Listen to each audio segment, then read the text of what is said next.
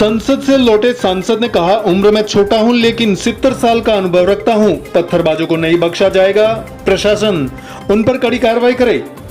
डूंगरपुर बांसवाड़ा सांसद राजकुमार रौत पहली बार संसद में पहुंचे और वहां से लौटने के बाद मीडिया से रूबरू हुए। उन्होंने कहा कि डूंगरपुर बांसवाड़ा की जनता से जिस तरह से विश्वास के साथ उन्हें चुना है, उनके विश्वास पर खरा उतरूंगा। शिक्षा मंत्री मदन दिलावर के बयान पर भी उन्होंने कहा कि अगर वह माफी नहीं मांगते हैं या भाजपा उन्हें पद से नहीं हटाती है तो भाजपा को इसका खामियाजा आने वाले समय में भुगतना पड़ेगा। वहीं क्षेत्र में पत्थरबाजों की घटना पर उन्होंने आक्रोश व्यक्त करते हुए कहा कि प्रशासन ऐसे लोगों पर कड़ी कार्रवाई करे, ऐसे लोगों को नहीं बख्शा जाएगा। क्या कुछ कहा उन्होंने, एक बार सुनिए जरूर। पहले तो आपके चैनल के माध्यम से बांसवाड़ा डूंगरपुर की जनता को खूब खूब धन्यवाद। उनकी एक दृढ़ संकल्प और एकता की वजह से मुझे संसद के अंदर जाने का अवसर मिला। संसद के अंदर इस क्षेत्र का प्रतिनिधित्व करने की जिम्मेदारी मुझे मिली है। देश के अंदर संवैधानिक प्रावधानों के आधार पे और लोकतांत्रिक जो व्यवस्था है इसमें यह है कि हर कम्युनिटी का आदमी, आदिवासियों के लिए रिजर्व सीट है, तो हर कम्युनिटी, हर क्षेत्र का आदमी अपनी आवाज़ को लोकसभा के अंदर जाके रखे, ये प्रावधान रहता है।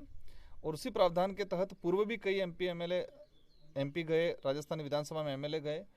लेकिन मैं किसी पे कटाक्ष नहीं करना चाहता, लेकिन हमारे क्षेत्र की जो वास्तविक मूलभूत आवश्यकता थी, मूलभूत ज़रूरतें थी, जिन संवैधानिक प्रावधानों के लिए आज हम लड़ रहे हैं, उन संवैधानिक प्रावधानों के आधार पर आज तक बात नहीं हो पाई। और मेरी ओर से पूरी कोशिश करूँगा कि हमारे जितने जो संवैधानिक प्रावधान हैं, जो डिमांडें हैं, उन डिमांडों को धरातल पे लागू कराने को लेकर संसद के अंदर लड़ाई लड़ेंगे। और मुझे विश्वास है मेरे खुद पे, मेरे क्षेत्र की जनता पे, कि जिस उम्मीद से उन्होंने मुझे जिताया है, मैं उन उम्मीदों पे खरा उतरूंगा। और साथ ही केंद्र सरकार से मिलके इस क्षेत्र के अंदर अच्छे प्रोजेक्ट लाने की कोशिश करूंगा। और एक कहते हैं कि सांसद बना तो एक खुशी भी महसूस होती है और साथ में एक जिम्मेदारी भरा एहसास होता है कि एक खुशी भी होती है, लेकिन साथ में एक जिम्मेदारी भरा एहसास होता है। और मैं एक जिम्मेदारी से इस पद को निर्वहन करूंगा। धन्यवाद सर। विधानसभा में जैसे कि आपके सबसे कम उम्र के थे और संसद में भी मुझे लग रहा है कि सबसे कम उम्र में, तो आपको कैसा फील हो रहा है? बिल्कुल, अगर संसद में मेरी जानकारी में 1-2 जने शायद मेरे से थोड़ी कम उम्र है इनकी, लेकिन 543 में से देखा जाए तो हम 3-4 लोग हैं जिस सबसे कम एज के हैं। और बिल्कुल मैं उम्र में ज़रूर कम हूँ, शरीर में भी हो सकता थोड़ा कम हो, लेकिन अनुभवों में मजबूत हूँ। और अनुभवों के आधार पे मैं 70 साल की एज का महसूस करता हूँ, तो मैं अवश्य अच्छा काम करके दिखाएंगे। सर, अभी जो मदन दिलावर जी का जो शिक्षा मंत्री हैं, उन्होंने जैसे कि डीएनए के बारे में बोला है, तो उन्होंने माफ़ी मांगी है या नहीं मांगी है? अगर नहीं मांगी है तो उसके संबंध में देखो, वो बीजेपी के राजस्थान सरकार के शिक्षा मंत्री है, लेकिन वो शिक्षा मंत्री लायक नहीं बन पाए। शिक्षा डिपार्टमेंट का राजस्थान में भट्टा बैठने वाला है। जिस तरह से आदिवासी समुदाय को लेके गाली गलौज टाइप का किया है, आज वो इतने बौखला गए हैं, वो कह रहे मैं भी आदिवासी हूँ।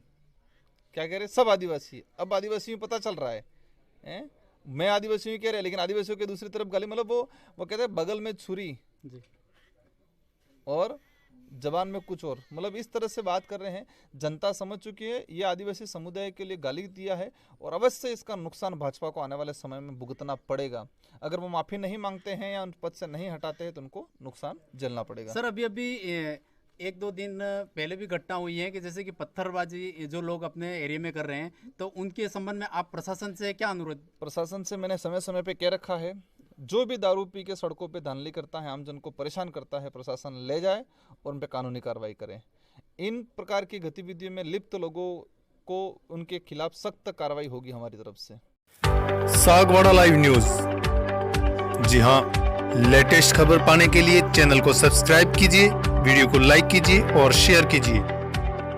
धन्यवाद।